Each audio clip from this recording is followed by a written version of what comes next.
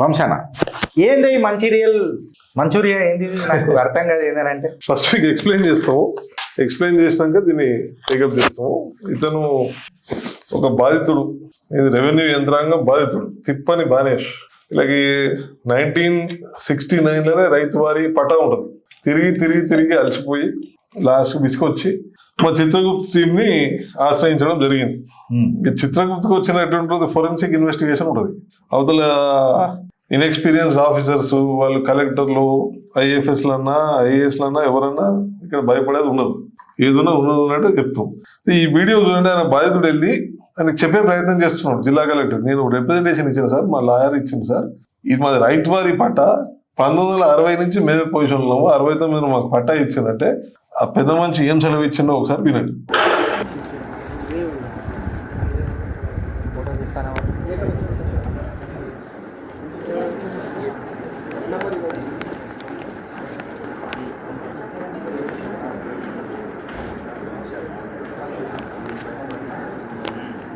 ఏ రైతు వారి పట్టా ఉంది? ఎక్కడ ఉంది రైతు వారి పట్టా? చెల్లదు అంటే అది ఆల్రెడీ చట్టమే హైకోర్టు అది తీసేసేది.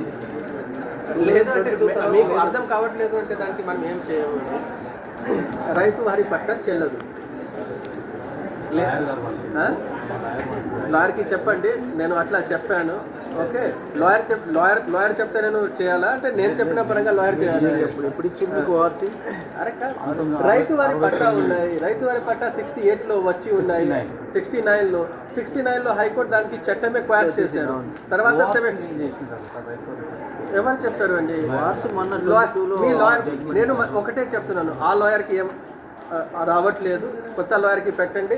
కావాలి అంటే మీకు లింక్ చూపిస్తాను. ఓకే,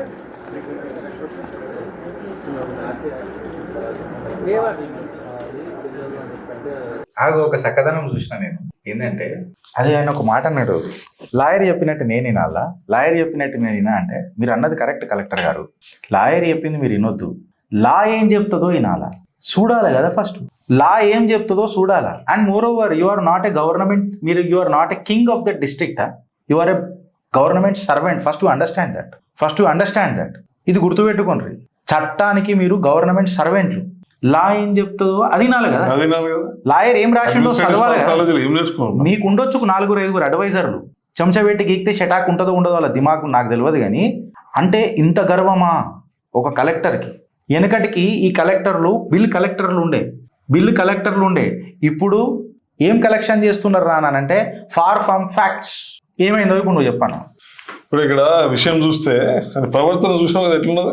చాలా చక్కగా ప్రవర్తన.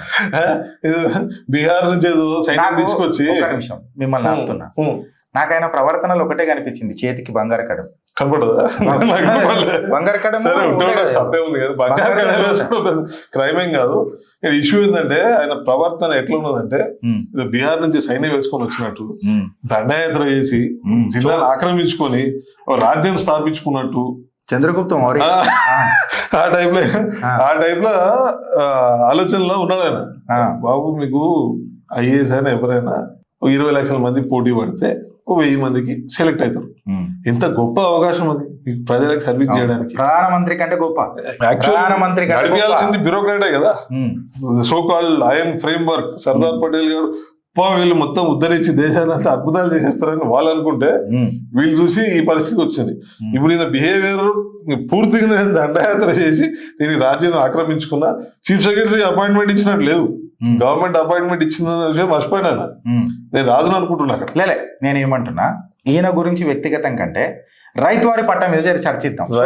రైతు వారి ప్రజలకు మనకు సబ్జెక్ట్ కాల్లో తీసుకుందామా? బాధితుల్ని తీసుకుందాం. నేను రైతు వారి పట్టా ఏంది మొత్తం నేను డీటెయిల్ ఎక్స్ప్లెయిన్ చేస్తా.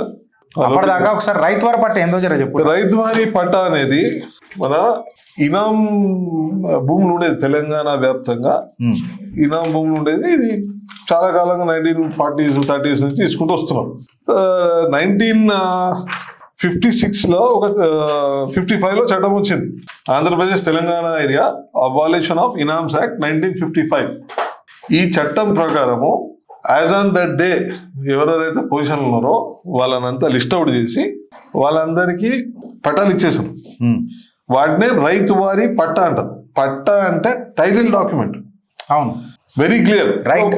Right. ఒక ఐఏఎస్ ఆఫీసర్ ఒక జిల్లా కలెక్టర్ కి పట్టా అంటే తెలియదంటే ఇక ఈ ప్రజాపాలన ఆయన అన్న ఎట్లా మాట వేరే. సాధ్యమవుతుంది? ఆయన అన్న మాట వేరే. నేను ఇలా ఆయనకు సపోర్ట్ ఇచ్చి మాట్లాడుతున్నా. ఆయన ఏమని అన్నాడు, ఇది సుప్రీంకోర్టు కొట్టేసింది, సుప్రీంకోర్టు కాదు హైకోర్టు చట్టాన్ని పాస్ చేసింది అన్నాడు. పాస్ చేసింది. ఫస్ట్ ఆఫ్ ఆల్ హైకోర్టుకి చట్టాలను పాస్ చేసే అధికారం లేదు. ఆ విషయం కూడా ఒక ఐఏఎస్ ఆఫీసర్ తెలియదంటే చాలా బాధాకరం. హైకోర్టుకి చట్టాలని చేసి కొట్టేసే అధికారం లేదు. ఇది కూడా ఎప్పుడు 1955 వచ్చిన చట్టం. దీన్ని ఎవరు రివ్యూ చేయలే. ఇది already settled matter.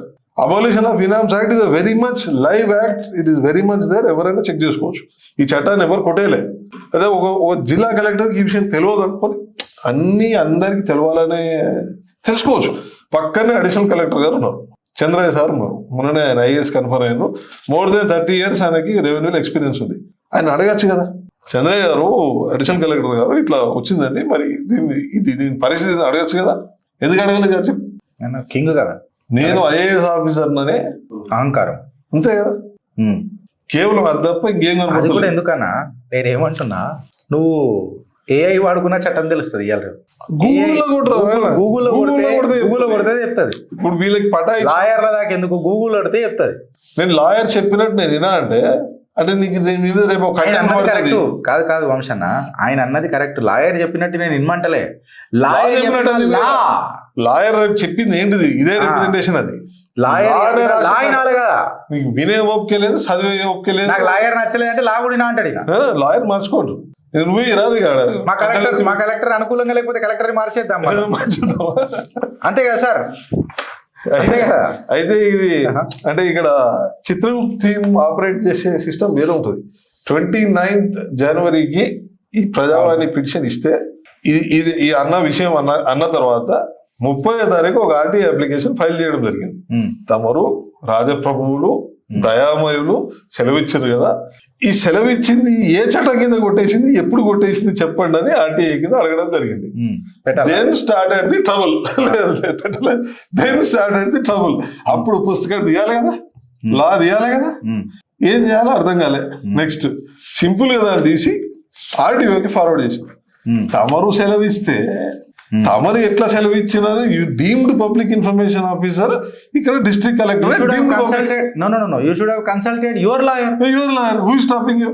Otherwise you should have done your BCom LLB course చేసి నల్సార్లను ఎన్నో వచ్చి మాకు జ్ఞానోదయం ఇచ్చేది ఉండే. అంతే. అప్పటిదాకా నేను IAS కి రాజీనామా చేస్తున్నాను. కరెక్టరా?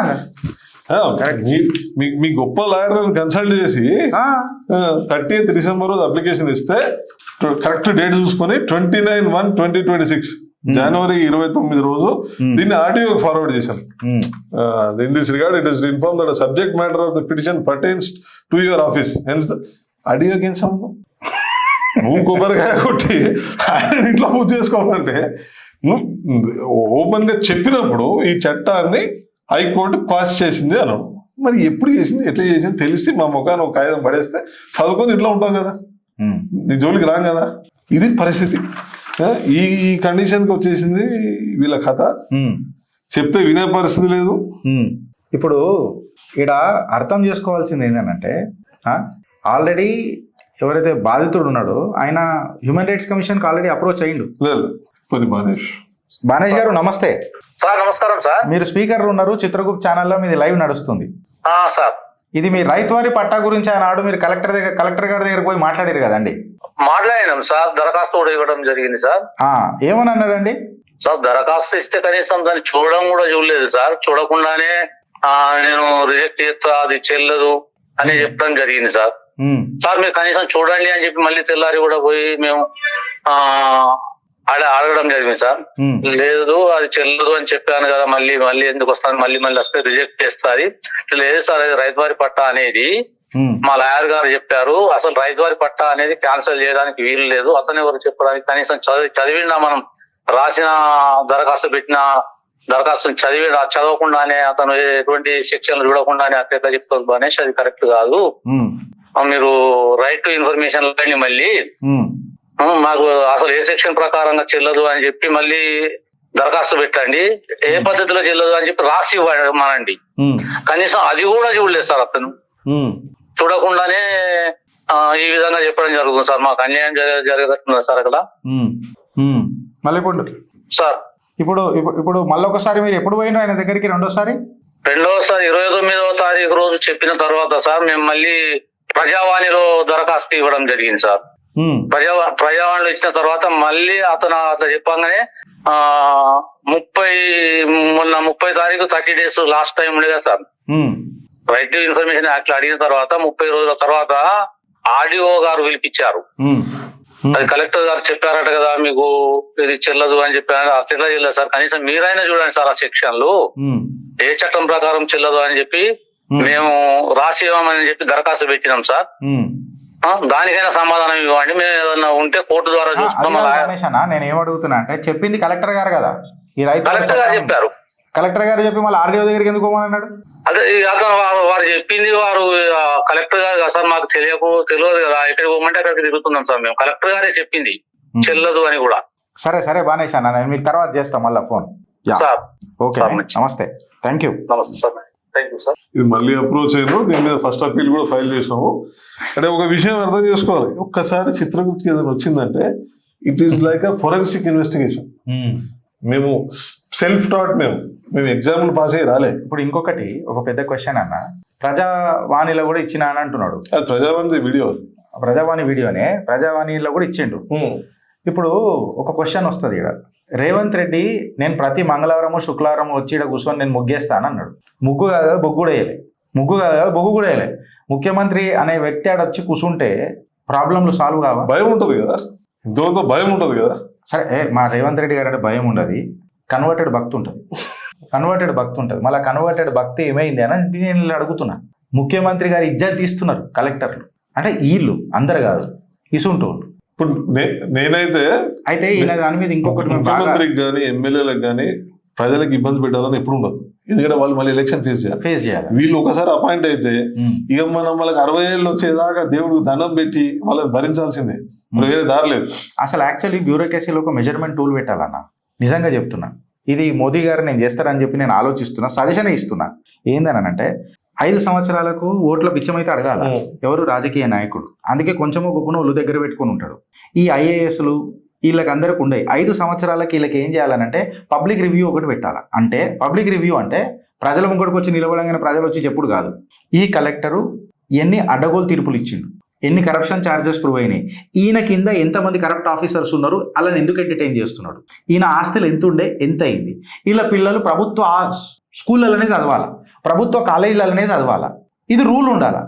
మా కొడుకు హార్వర్డ్ పోయిండు, ఈడికి పోయిండు, ఆడికి పోయిండు, ఆలుగడ్డ కూరలు తింటూ మాకు ఆలుగడ్డలు పెట్టి నువ్వు ఇవన్నీ ఎప్పటి నుంచి ఉన్నాయి ప్రపోజల్స్. ఫస్ట్ ఒక చిన్న పని చేయొచ్చు కదా. ఇప్పుడు ఈ ప్రజావాణి ఒకటంటే వీళ్ళు ధైర్యంగా పోయినారు, వీడియో రికార్డ్ చేసుకుని వచ్చాము. ఇది ప్రతి మండే ప్రజావాణి అన్ని జిల్లా కలెక్టరేట్లో ఉంటుంది, 33 జిల్లాలో. లైవ్ ఎందుకు పెట్టకూడదు? పెట్టాలా? లైవ్ నడుస్తున్నాయి. ప్రజావాణి లైవ్ పెట్టండి, వీళ్ళ పద్ధతి ఎట్లా మారుతుంది చూడండి. వీళ్ళు ఇట్లా మాట్లాడతారు, అప్పుడిగా ఒళ్ళు దగ్గర పెట్టుకొని మాట్లాడతారు. ఇక మీ లాయర్ల దగ్గర కూడా ఒక లాయరు లా చదివిండంటే ఇది లాయర్లకు కూడా అవమానం. ఈ కలెక్టర్ మాట్లాడిన మాటలు న్యాయమూర్తులకు అవమానం, లాయర్లకు అవమానం, చట్టాన్ని అవమానిస్తున్నాను. నేను ఎందుకు ఈ మాట గంభీరమైన ఆరోపణలు ఈ కలెక్టర్ మీద రేజ్ చేస్తున్నానంటే నువ్వు అట్లీస్ట్ అది తీసుకొని చదివి ఉంటే నీ చక్కదనం అనేది బయటపడుతుంది. Irony is that you should have bloody responded to the RTI, you should have not pushed it to the RTO who is no way connected with it. ఇప్పుడు మీరు అన్నారు చూడండి, కలెక్టర్ గారు నేను లాయరు, మీరు లాయర్ చేంజ్ చేసుకోవాలనని, అంటే మీ అసమర్థత అనేది క్లియర్ కట్గా బయట చెప్పిండ్రు. నాకు శంషాబెట్టి గీక్తే షటాక్ లేదనని, ఇది యాక్సెప్ట్ చేయండి. రాజులు గారు మీరు 2 బండ్లు వేసుకొని తిరుగుతాడు. సింగరేణి కాలనీస్ నుంచి ఒక బండి సంపాదించండి, ఒకటి సరిపోతలేదు. అన్డివైడెడ్ ఆదిలాబాద్ డిస్ట్రిక్ట్ లో కూడా ఎప్పుడు కూడా ఏ జిల్లా కలెక్టర్ 2 వెహికల్స్ వేసుకొని తిరగలేదు. ఈయనకు కూడా సరిపోతలేదు అఫీషియల్ వెహికల్. ఆ ఫోటో కూడా ఉండే. ఇంకొకటి Haryana registered Singareni colonies vehicle తీసుకొని ఇంత నష్టాలు ఉన్నాయి సింగరేణి కాలనీస్ కంపెనీకి వెహికల్స్ ప్రొవైడ్ చేయాల్సిన అవసరం ఏమొచ్చింది? జిల్లా కలెక్టర్ కి వెహికల్ ప్రొవైడ్ చేయాల్సిన బాధ్యత గవర్నమెంట్, సింగరేణి కాలనీస్ కాదు కదా. ఆల్రెడీ మన మిత్రుడు ఆర్టీఐ కింద కూడా ఫైల్ చేసాను, ఇన్ఫర్మేషన్ ఇస్తామన్నారు, ఇప్పటివరకు ఇవ్వలేదు. వీళ్ళు బాధ్యత రాసిచ్చాను, సింగరేణి నుంచి మేము వెహికల్ తీసుకున్నాము. అడగడానికి ఈయనెవరు, ఇవ్వడానికి వాళ్ళెవరు?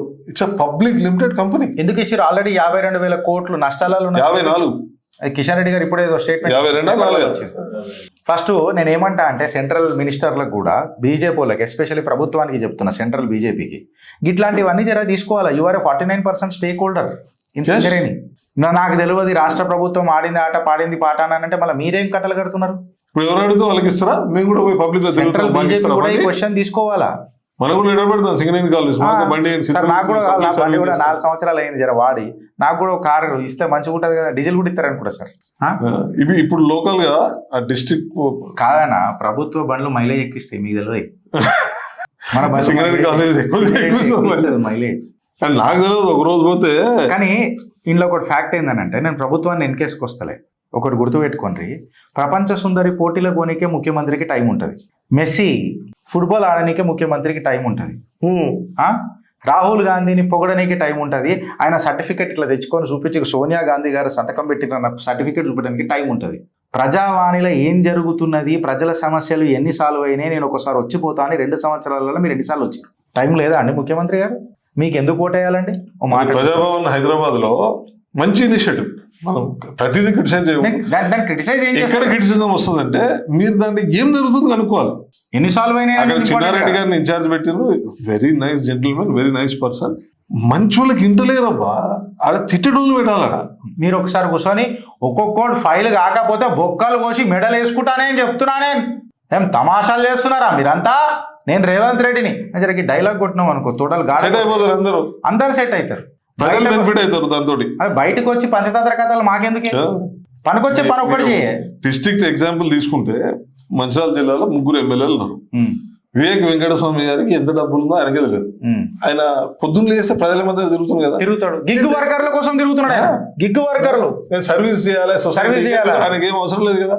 మంచిగా సలహా ఎక్కడో తిరుగుకుంటా యూరోప్ లో అక్కడెక్కడ హాలిడే చేసుకుంటా లైఫ్ ఎంజాయ్ చేయొచ్చు. మాట అయిపోయినా వంశన గిసుంటోళ్ళని కాంగ్రెస్ ముఖ్యమంత్రిని చేయాలి, కొంచెం గొప్పను ప్రజలలో తిరిగేటోళ్ళని, డైవర్జెంట్ టాక్టిక్స్ చుట్టూ తిరిగేటోళ్ళని కాదు. That's secondary issue. సెకండ్ ఎమ్మెల్యేకి వస్తే మంచిర్యాల ఎమ్మెల్యే ప్రేమ్ సాగర్ రావు, ఆయనకి ఇప్పుడు హెల్త్ సహకరిస్తలేదు, అయినా కూడా అంత కష్టమైన ఇబ్బంది ఉన్నా కూడా ఆయన రోజు ప్రజల్లో ఉండి సాధ్యమైన development work, remarkable development work జరుగుతుంది ఇప్పుడు మంచిర్యాల జిల్లాలో. ఇంకొక ఎమ్మెల్యే ఉన్నారు వినోద్ గారు, ఆయన వెంకటస్వామి గారు పెద్ద కొడుకు, ఆయన కూడా ఎంత డబ్బు ఉందో ఆయనకి తెలియదు, ఆయన కూడా మంచి రిలాక్స్ కావచ్చు. కానీ వాళ్ళు కూడా ప్రజల కోసం పనిచేస్తున్నారు కదా. ఏ ఒక్కళ్ళైనా ప్రజలని నేను కేసులు పెట్టిస్తా అని బెదిరియడం ఎప్పుడైనా చూసినా? కొత్త చట్టాలు తెస్తా ఈయన మాట్లాడితే బెదిరిస్తారు తెలుసా పబ్లిక్ ని. క్యాచ్ ద రైన్ ఇనిషియేటివ్ లో కొంచెం పిల్లలు పోస్టులు చేస్తే మీది పెడితే నేను కేసులు పెడతా అంటారు. ఏమని పెడతావు కేసు? ఎవరు? ఈయన జిల్లా కలెక్టర్ వీడియోలు వచ్చినాయి కదా, V6 లో కూడా వచ్చింది. మీరు అది పెడితే నేను కేసులు పెడతా అంటాడు.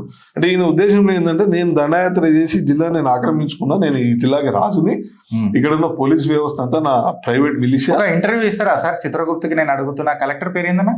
కుమార్ దీపక్ గారిని అడుగుతున్నా, మాకు ఒక ఇంటర్వ్యూ ఇస్తారా sir? Let us kill these allegations. Are you ready for a live podcast? Number ఉంది, ఎనీ టైం తీసుకోవచ్చు. నేను ఫోన్ చేస్తా, ఒక ఇంటర్వ్యూ ఇవ్వండి sir. Let us kill these allegations. If Vamshi Krishna is wrong from the perspective of the allegations raised, obvious గా ప్రజలలో ముంగడి తీసుకొని వచ్చి మళ్ళీ ఒకసారి మనం ఒక షో చేసి ఆయన ఉతుకుదాం సార్. తప్పకుండా తప్పుండే I'm also ready for the consequences sir. ఏ జైలు వేస్తారు సార్? అది అల్లు అర్జున్ సినిమా ఉంటది కదా, కప్ప బెదిరించిందని చెప్పి 6 నెలల జైలు ఖైదా, జిల్ల పురుగు బెదిరించిందని 3 నెలల జైలు ఖైదా. సార్ నన్ను మిమ్మల్ని జీవిత ఖైదా చేసుకోండి సార్, నాకు ప్లీజ్ మీ జైల్లో. ఏం సార్ చట్టం మీకు చుట్టమా? ఎక్కడైనా జిల్లా కలెక్టరు పోలీసు నేను కేసులు పెడతాను బెదిరిస్తారా? ఇప్పుడు పైనుంచి తీసుకొని వస్తే జిల్లా కలెక్టర్ ములుగు దివాకర్ గారు అనే direct IAS officer, gentlemen officer, ఒక్క సింగిల్ పర్సన్ మొత్తం జిల్లా నుంచి ఈయన బెదిరించిండో మమ్మల్ని ఇబ్బంది పెట్టిండో తీసుకురండి, లేరు. పక్కన జయశంకర్ జిల్లా ఉంది, రాహుల్ శర్మ గారు అని ఆయన డైరెక్ట్ IAS. అది దూరం మాట అన్న, IPS ఉన్న పోలీస్ ఆఫీసర్లే మాట్లాడరు అట్లా. IPS కూడా మాట్లాడారు, వాళ్ళు కూడా రాజ్యాంగబద్ధంగా మాట్లాడుతున్నారు. ఇప్పుడు మళ్ళీ కాలం మారింది, యూట్యూబ్ వాట్సాప్ జనరేషన్ వచ్చింది, మనకి ఎందుకు పద్ధతిగా జాబ్ చేసుకుంటున్నారు. పోలీస్ అనేది ఒక కాన్స్టిట్యూషనల్ గా ప్రజల హితంలో ప్రజలను రక్షించడానికి ఉన్న వ్యవస్థ. నువ్వు తుమ్మితే దగ్గితే పోయి కేసులు పెట్టి కనపడ్డోళ్ళందరినీ పట్టుకొచ్చి లోపలేయడానికి నీ ప్రైవేట్ మిలిషియా కాదు అది. ఇటువంటి జిల్లా కలెక్టర్ ఇంకెక్కడున్నా ఒక్కళ్ళంటే మేము చూసినాం, అందరిని చూడటం సాధ్యం కాదు. ఇది open call to the public. ఎవరికి ఎక్కడ కూడా ఇట్లాంటి ఇబ్బంది ఉండేది. సిరిసిల్లలో జరిగింది, ఆయన అంతా పిచ్చి పిచ్చి చేస్తే లాస్ట్ కలెక్టర్ని ట్రాన్స్ఫర్ చేస్తే ప్రజలు సంబరాలు జరుపుకున్నారు. ఏమైనా చూసాం అట్లా కలెక్టర్ ఎట్లా ఇబ్బంది పెడతాడు పబ్లిక్ ని ఈజ్ జస్ట్ అన్ వీళ్ళు ఎక్స్పోజ్ అడ్మినిస్ట్రేటర్ కారన్న కలెక్టర్లు, వీళ్ళు కలెక్టర్లు వీళ్ళు ఎక్స్పోజ్ అలా కిందికి పెట్టు. రాజకీయ Silent గా నాయకులకు చేసుకుంటారు. పాపము ఇప్పుడు మా యూట్యూబర్లు ఇట్లా ఎవరైతే ఉంటారో వీళ్ళందరూ పాపం ఎక్స్పోజ్ చేస్తారు రాజకీయ నాయకులని. కలెక్టర్ల దగ్గరికి పోరు, ఎందుకంటే వీళ్ళు బయటికి రారు కదా మార్కెట్లో, వీళ్ళు రారు. అక్కడ ఏంటంటే ఇది చట్టం అని అన్నట్టు వీళ్ళు చెప్తారు. వీళ్ళకి ఏదో ఆ క్వాజీ జ్యుడిషియరీ పవర్లు ఉన్నట్టు కంప్లీట్గా ఇక ఉంటాయి కూడా ఆఫ్ కోర్స్. వీళ్ళు ఎట్లయిపోతారంటే విర్రవీగిపోతారు, గో టు ది కోర్ట్ అని అంటారు. మళ్ళీ వీళ్ళు ఎందుకున్నారు పీకనికి, మీకెందుకు జీతాలు మీకెందుకు జీతాలు? సిగరెట్ ఇంకో extra బండి. ఎవ్రీథింగ్ కోర్టుకే వెళ్ళిపోతే, ప్రతిదీ కోర్టుకే పోతే మీరు లాయర్లు మార్చుకోండి అని కలెక్టర్లను మేము కూడా మార్చుకునే హక్కు మాకు ఇవ్వాలి కదా సార్. అంతే కదా. నేను ఇలా ప్రజలను అడుగుతున్నా, మేము మాట్లాడింది కరెక్టా రాంగా, ఆలోచిస్తారా లేక అనుభవిస్తారా? థ్యాంక్ యూ వంశన్న, thank you so much. Complete chit అయిపోతాం, ఇంకా ఇది ఆగలే, ఇది కేవలం ఒక చిన్నది. Catch the rain ఉంది.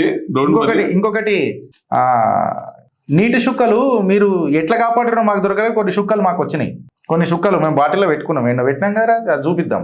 ల్యాబొరేటరీకి పంపించినాం టెస్ట్కి. ఆ నీళ్ళలో ఎంత బ్యాక్టీరియా ఉన్నది, ఎంత అవినీతి ఉన్నది, అలా నోట్ల పేపర్లు కలిసినాయంట. అవార్డు తెచ్చుకోవడం కాదు, అవార్డు ఎట్లా అవార్డ్ వచ్చింది? సర్టిఫికేట్ పేపర్లు ఉంటాయి కదా, నీళ్ళలో కలిసినాయంట. అది ఏ పేపర్ అన్నది మేము జర కార్వాయికి పంపించినాం, ఫోరెన్సిక్ ల్యాబ్ కి పంపినాం. మిగతాది కూడా నడుస్తుంది. అది వస్తుంది కదా, వచ్చిన తర్వాత చాలా మాట్లాడతాను. ఉన్నాయి. ఆధారాలు వచ్చినాకనే నేను మాట్లాడతా, అప్పటిదాకా నేను ఏం మాట్లాడా. పిక్చర్ అవి బాకీ గాయల్ హూ ఇసీలే ఘాతక్ హూ, అందుకనే చెప్తున్నా. Thank you so much.